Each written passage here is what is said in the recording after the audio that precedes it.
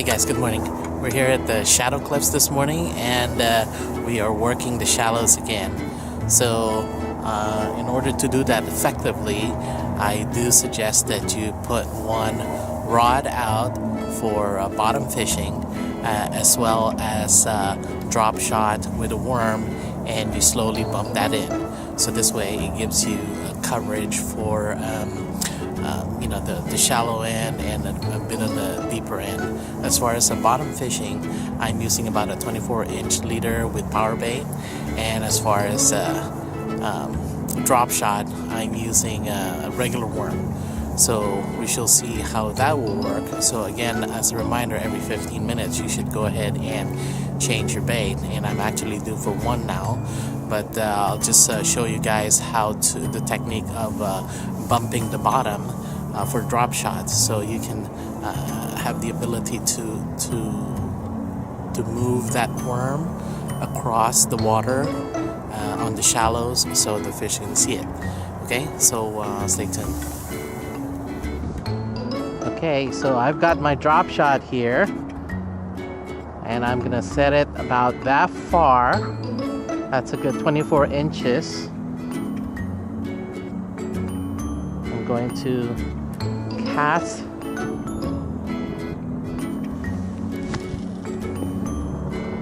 Okay, that's not very far. You're gonna have to let it sit a little bit.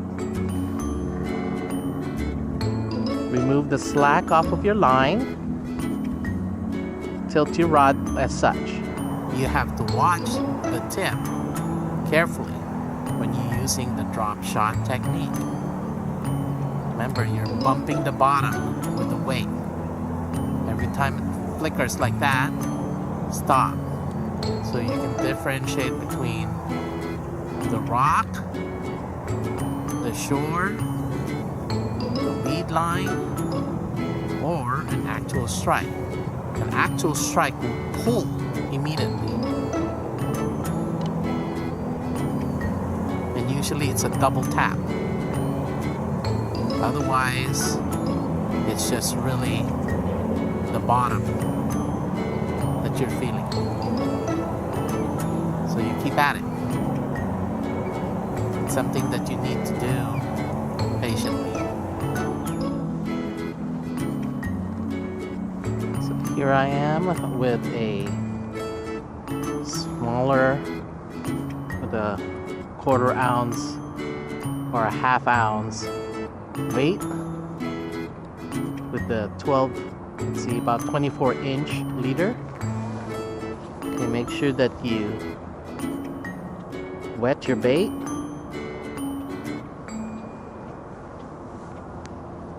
Okay, as you can see, my bait is pumpkin green and chunky cheese by Gulp. Shape that like a minnow. Give yourself at least 12 inches so you can cast it. Load up your rod and you just flick it.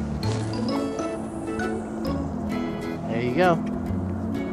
You don't need to cast that far.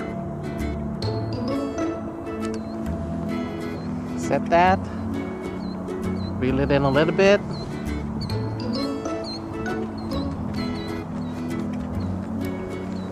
Put your bobber. Remove the slack line a little bit. There you go. Set your bait feeder and wait for that. Okay guys, so anyway, the wind started to pick up a few minutes ago, and I had just changed my bait and I cast it out, and again I was still working the shallows, and lo and behold, after that cast, a few minutes later, there was again movement on the water, and my bobber went up, and I went ahead and set that, and I actually caught a trout.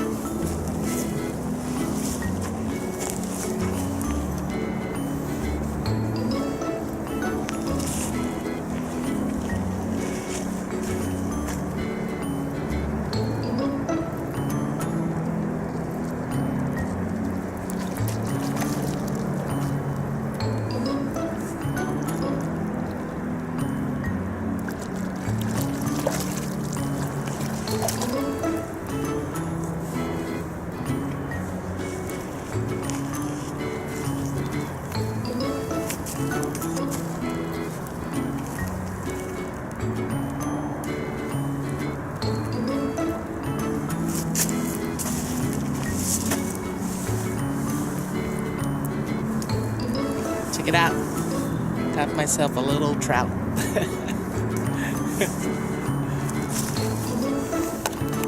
It wasn't very big, but you know, it's trout. It's good enough.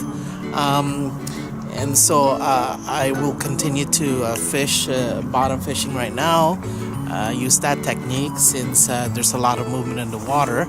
As you can see, there's a lot of movement now. I don't really have to move my drop shot around. So, but I will continue to leave that out with the worm, and with movement like this, there should be some waviness to my little worm, and hopefully that'll entice a bite on the drop shot. But the bottom fishing is still rigged up, as you can see right here, and I've got it set for a short strike. Bobber isn't too far down, so we'll see if we'll catch another one. So stay tuned. Hey guys, so it looks like we're gonna call it quits for today. I only caught one, but that's one and done, and it sure beats the skunk train.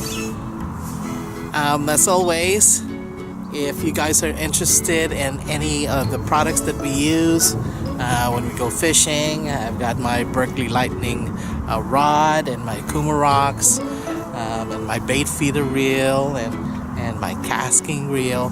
So if you guys are interested in any of those, please look at the links, the product links on the description of this video, and hopefully you guys can spend some time to go out and fish some trout as well. As always, come fish with us sometime. So see ya.